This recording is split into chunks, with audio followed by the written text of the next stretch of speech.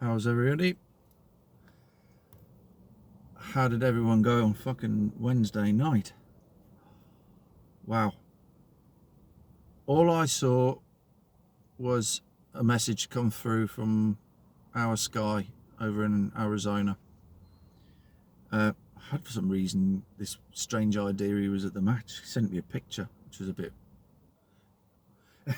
uh, yeah, it was just. He's like, "Whoa, Tuna!" So I looked down there, and I did see a thing coming up there. Because what I do is, and I'll be straight about this. I'm such a coward.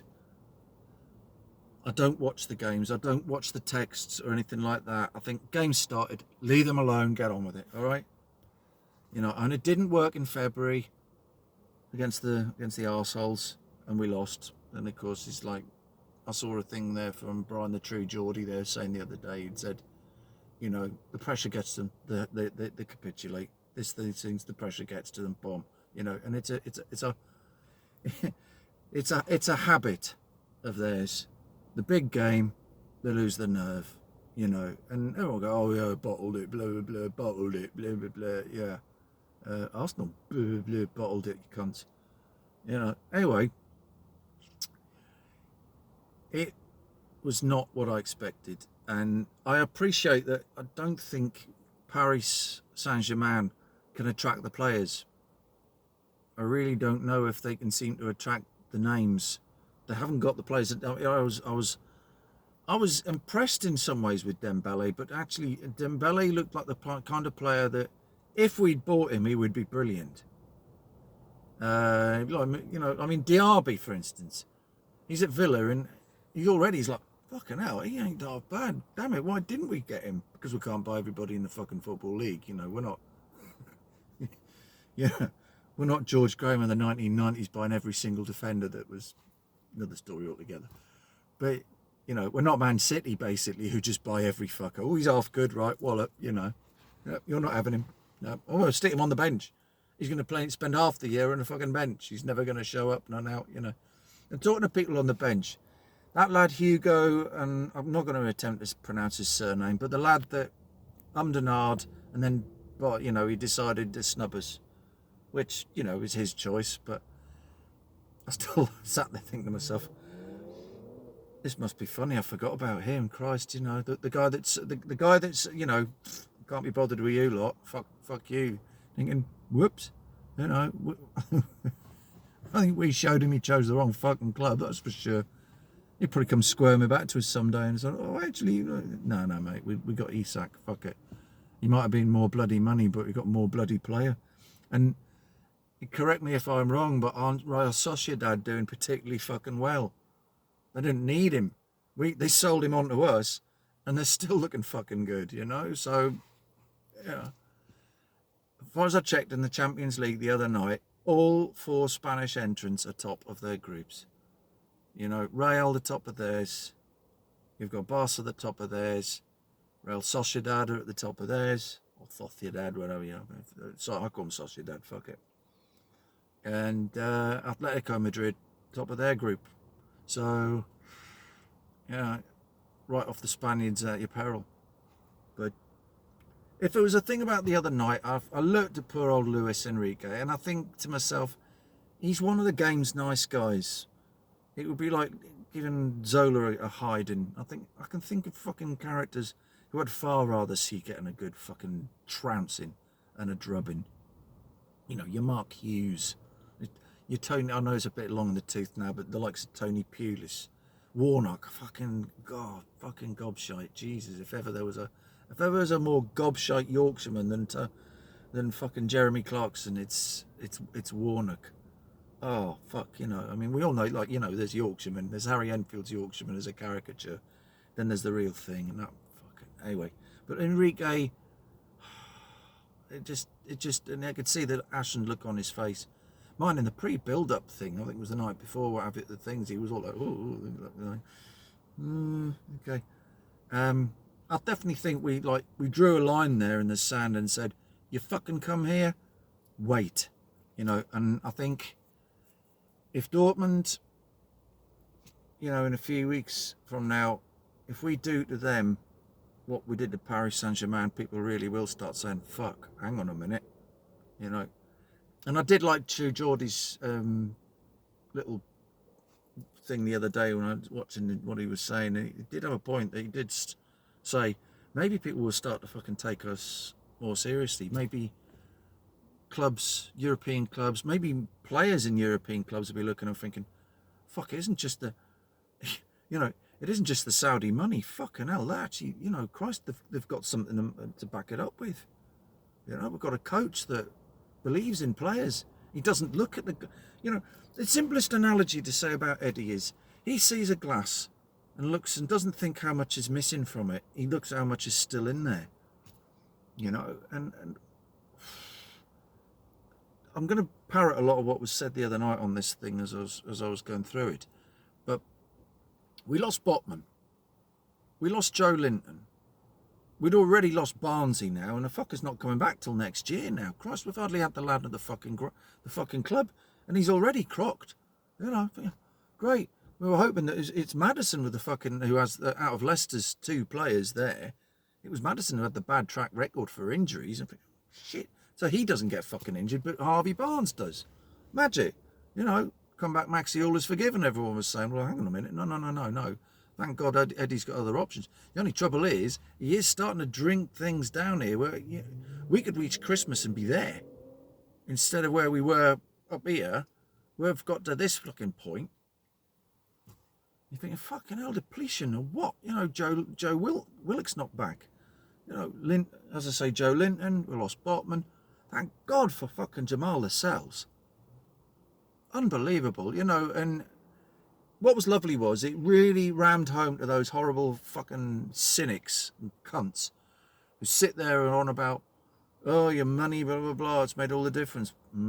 Yes, it's made a bit of a difference. It's made quite a considerable difference if you look at some of it. But if you think about the fact that we're lost 2 out of those 3 injuries are post-Ashley signings. The players that have come in, the players who scored the other night, all but one of them were Bruce players, you know. Bruce couldn't do shit with them, you know. But suddenly Jacob Murphy can start playing properly. Look at the 1-2 he did with Shah.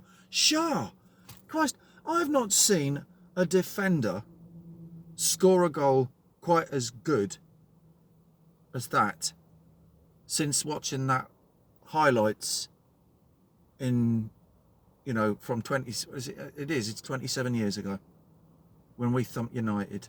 You know, Darren Peacock first, scooped off the line by Irwin, so on and so forth. Get to the last, and his co-partner at the back there, Philippe Albert, sizzly round over Schmeichel, you know. And I'm sure Schmeichel, in the back of his mind, and that thing's watching this there was a group of them all around a little podium thing there. Carragher there, Mika Richards, Schmeichel was there on the other side, and a young girl that was busy interviewing. It was a lovely bit, which I'll get to in a minute, actually, while they were busy talking. Trippier comes around about, but I'll go on about that in a second. And Schmeichel got lobbed at that end of the fucking ground, and I'm sure it still haunts him going back there. He sees him and he's just like, Albert, man, you know, I mean, I know he scored a phenomenal goal in the USA 94 for Belgium, but wow, you know. But now I was watching this thing the other night there, and as they're talking away, Jamie Carragher's distracted. Oh my God! And Trippier's coming round the back there, and I think, is it Trippier's son Jacob? I think the girl said Jacob anyway. He's coming along there. He's got Mbappe's shirt. Fucking things. The bottom of the shirt's at his ankles. He's walking along like this. He's like, you know, and it's brilliant, isn't it? You know, Dad said, look, you know, blah, blah, blah. And of course he's put Mbappe, he's not only has he put Mbappe in his pocket all fucking night, so that Mbappe had hardly any opportunity to fucking perform, nor play, nor now. He has the cheek to say, Killian, what would it, excuse moi, you know, can I possibly, je voudrais, your camisole, s'il vous plaît? I don't know, there's Spanish and French in there, but I'm like, I would have the cheek. I don't suppose I have the shirt off your fucking back while we're at it, can we? But you got to look at it another way. I mean, I think that's Mbappe. that's a nice touch from Mbappe if you look at it from another angle, because generosity aside, that's something you can't put price on. The lad loves, obviously, doesn't love his own dad. Oh, his dad is a footballer, so what? But he knows him. He knows this bloke, and he can get like, can you get Mbappe's shirt? And I'm fair enough. I mean, I think if I was in a position of sort of like a similar thing, and my dad was over there, Dad, could you get me a Peter Beardsley or a Kevin Keegan shirt? It would be like that. You got me Kevin Keegan's boots, fucking hell, And fair play, I think, I'm ashamed to say it. I even liked Dalglish at one stage. I sort of thought Keegan was always my first go-to, and then when Beardsley came along, he really was. It doesn't matter what a bloke looks like and all this fucking bullshit. It's like, what the fuck? Who gives a shit? It's what he did. And I've had the privilege of watching Beardsley in both of his spells for us, and I was sort of thinking about this today. There's never been a footballer, I think, quite like him before nor since. I hope with all that stuff that had gone on and why he ended up leaving the club, and with all of this, I hope that can be washed away, drop it, let it go, move on from there. Pete was, and the shimmy thing that he used to do, people just don't, that whole, people always say the things, it's what's the best goal I can hopefully say that Newcastle have ever scored, and there's been some peaches, but I always think of that, the Brighton game, where Pete had got through, Keegan nodded it onto him, and he dragged and he dropped down and he stood back up again. So all the players are going one way. He turns around and he hooks the fucker over. It was chipping Joe Corrigan. Corrigan at the tail end of his career. He'd left Man City, And that fucking goal, man. Oh, shit, I saw him score a penalty for us, actually, Sheffield Wednesday.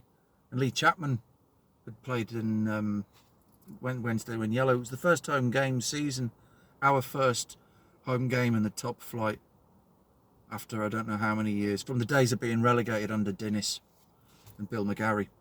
So we are talking a long time ago. Of course, Keegan had just retired by then. He'd hoyed away in the helicopter, and anyway, as I said the other night, fucking hell, Shah's goal. Burns' goal was great, and Longstaff, as he said himself, just hit the fucker and the ball went under the player, went under the goalkeeper. Fantastic. But I never expected this to. I thought it'd be tight, but I originally thought, well, it'll be 2-2. They'll come unstuck here and what have you. And it's suddenly they've got the tails up and they're looking and thinking, do you know what? We're going to give this fucking thing a try, because even if they can't necessarily qualify out the group, they should be able to if the more they keep playing like that. If they don't, then it still gives them a pop at the Europa. And a good showing in that isn't going to fucking do them any harm either, Personally, I think, fuck it. If United want, if they want their three-handled piss pot to put under Fergie's bed, Fergie needs a fucking bedpan. Let them keep the Carabao fucking shit heap. I'm not interested, frankly. Not unless we can go to Europe and make a real fucking go of it. Slim across into the Champions League, into the Europa League. If we're eliminated from that, I'll take that fucker happily. Why not? And look at the pride it gave the Hammers back in May, to finally say, after I don't know how many fucking years, from the days they've never won a trophy in the top flight since potentially 1975. They've never won a fucking trophy in the top flight, but they finally have. It's not, it's not a domestic trophy, but it's still a trophy. I mean, until Man City finally fucking yield, nobody's going to get a fucking look into that, And yes, City have blown it this season, but you can see how scum you are going to fucking take over the bugger anyway. Anyhow. But, oh yeah, just seeing where the time was. Anyway, fast forward, and of course now I've name dropped them in there. Hammers. Am I going to make a prediction? Yes. I think that'll be the 2-2. I think that both clubs will be on a drop down after the euphoria of the midweek. And I mean, it's good for Hammers to have gone away with that. Is it Freiburg? Anyway, An away win in Germany, that's not bad. It's talk about trying to make your mark. Yeah, I think and Moyes' lot are not the pushover that the people think they were. He might have had no control at Manchester United, but West Ham, different kettle of fish altogether. And Luis Paqueta, gutted man. Lucas, that we didn't fucking pick him up, man. He's looking great. I don't know why we're not potentially. There's something about trying to poach him again, or Man City poaching him again, but there's something to do with there's a betting touch of the Ivan Tonys. Personally, I'd say fuck it. Ivan Toney's an outcast. You can get somebody like Eddie to turn around and say, okay, well, I'll improve him. Look what the bloke's done with Gordon, huh? Gordon's gone from a petulant, and Everton fans had no time for him. He had this little petulance bit at what I would call Griffin Park. He's down there in West London. Bit of a spat on the sideline and all the rest of it. I've no doubt Tyndall probably pulled him in. If not, fucking Trippier probably did and said, hey, And since then, what a fucking player he's turned into. What a fucking contribution that guy has made. He potentially could be one of our top 5 players of the year. Players of the season, Anthony Gordon. Fucking magic. And I'm proud for him. I'm also very, very fucking pleased for him. I'm proud that he's playing out of his skin for us. He's talk about saying, look, I'm going to fucking prove myself. But I'm pleased for him that he's been able to say, well, fuck you to the Toffees, if that's how you felt about me, and look at the difference he's made. It's not like we're signing Barton, for Christ's sake. We all know Barton was a fucking handful. But even then, Barton only came unstuck once while he was playing for us. And funny enough, I got stopped in the street. So it was Blackett Street, actually. Somewhere between the Northern Goldsmiths and the Metro, one side. And I think it was, would be what you call, what's the south part of the road anyway, blah, blah, blah.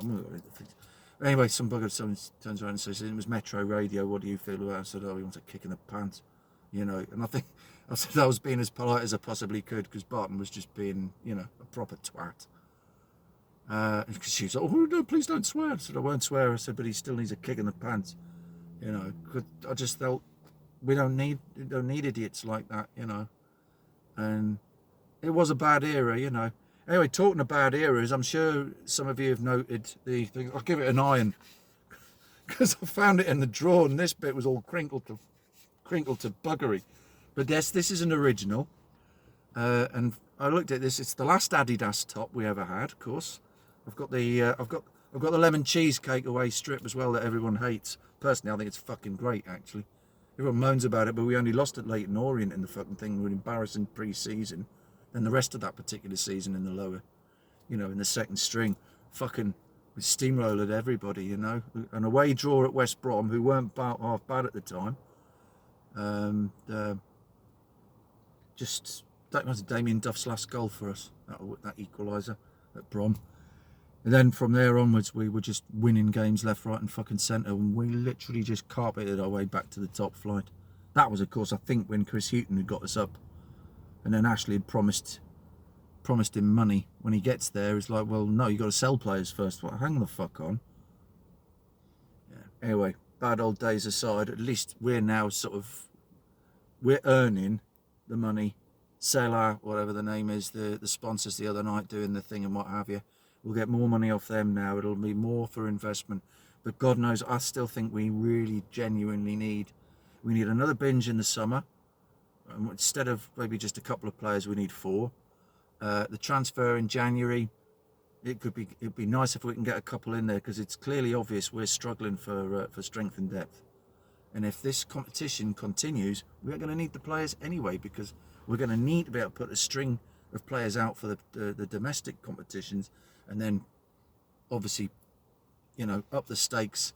That's when you then got your European games where you need your Sandros, you need your Anthony Gordons. You need your Joe Lintons, your Barnesies, Bruno obviously on fire. I still don't know what's going on whether Bruno and Sandro are working out who's switching where or what, And I still think we need a Bracewell across that back 4. You know, whether Longstaff's doing that now or not, I'm not sure, but we need somebody to sit on that back four, so that and it'll give the wing backs. You could get Tino Livramento, whatever his name is, hopping up one side, you know, Trips the other, and one obviously knows that at some point here Trips is going to need to slow down, you know, so we've got to be looking at someone to put in there if we haven't already got him. You know, the lone players are out there, they're doing their thing, but it's started to look a little bit like, fuck man, we've lost, what, 4 or 5 players? You know, with Joe Willock already off, Joe Linton, Botman, Barnsley, that's 4 senior players already, you know. Man, we're not making excuses, unlike somebody, you know, Mr. Ducking with the shishes. That's so funny. I really do. I sincerely hope it becomes their downfall, and I hope they have to stick with him. It's such a shame you can't, with like players, to say to the managers, your manager's playing crap, but sorry, you cannot have a manager. You need a management window, the way you got the player window. Hey, can you imagine them having to stick with Ten Hag until about fucking post-Christmas? That would be the funniest fucking thing ever, you know, those things. But no, he's tied into a contract. You cannot get rid of him, you know. The bastards have got short memories anyway, because I've looked it up. I'm sure I knew I was right all along. You know, your brain plays tricks on you. And I know fine well that when Fergie was appointed after Atkinson, you know, they nearly got relegated. You know, it was only thanks to the fucking they stuck with Brian McClare, and I think Fergie brought in Mike Phelan and Steve Bruce just to sort of try and shore things up. And you know, half decent players at Norwich, all grab them in there, and just about scraped it. So, you know, these bunkers are all about, oh, we got to get rid of him. Well, hang on a minute, you lot wanted to pull the trigger on Ferguson, and then the bastards turned around to be your greatest saviour and all the other shit. Oh, talking of which, look, last time I did a film, look at who's here, strutting along there by himself. How's the wife and family, fella? Yep, there you go, hoppity hop. Oh, lovely. Well, they've got a lovely plumage, actually. I can see the green on him. But, yeah, as always, there's always a fucking magpie, isn't there?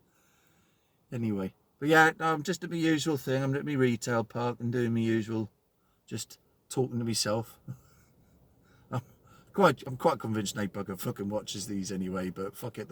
They're stored, they're archived for a rainy day, and people will look at them and go, oh, right, yeah.